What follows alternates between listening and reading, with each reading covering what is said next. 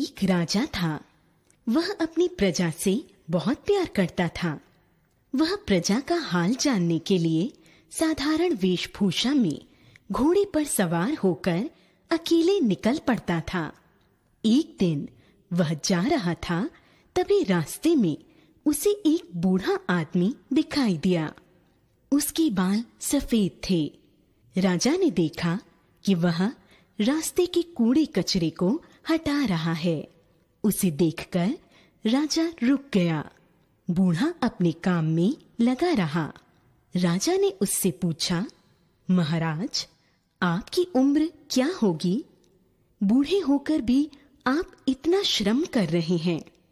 बूढ़े आदमी ने उत्तर दिया, श्रीमान, मेरी उम्र केवल 5 वर्ष है। राजा ने उससे कहा, आपको शर्म आनी चाहिए। इतने बूढ़े होकर भी आप झूठ बोल रहे हैं। आपको 80 वर्ष से कम उम्र का कौन कहेगा? बूढ़ा राजा की बात सुनकर मुस्कुराया। उसने विनम्रता से उत्तर दिया, श्रीमान, आपका अनुमान ठीक है, किंतु मैंने 80 वर्षों में से 75 वर्ष बेकार गवा दिए। राजा ने पुनः उससे पूछा, वह कैसे?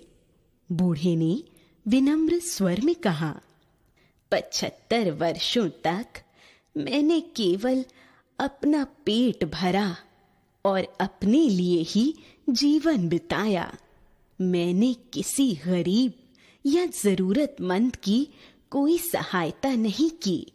मैंने समाज की सेवा का भी कोई कार्य नहीं किया। श्रीमान, मैं पिछले 5 वर्षों से ही जीवन का उद्देश्य समझ पाया हूँ। अब मैं समाज की सेवा करता हूँ। मैं दूसरों की भलाई के कामों में लगा रहता हूँ। मैं पर्यावरण को स्वच्छ रखने पर भी ध्यान देता हूँ। मैं सभी लोगों को सफाई के लिए और पेड़ लगाने के लिए प्रेरणा देता हूँ। सभी को प्रदूषण रोकने की सीख देता हूँ। प्रदूषण से पर्यावरण बिगड़ जाता है और कई प्रकार की हानियां होती हैं। श्रीमान, इसलिए मैं अपनी सच्ची उम्र 5 वर्ष बताता हूँ। बाकी 75 वर्ष तो यूं ही चले गए। बूढ़े की बात सुनकर राजा ने अपना परिचय देकर उसकी प्रशंसा की। बच्चों, मनुष्य का जीवन अनमोल होता है। हमें इस बात को समझना चाहिए। हमें अपने जीवन में कोई भी अनुचित काम नहीं करना चाहिए।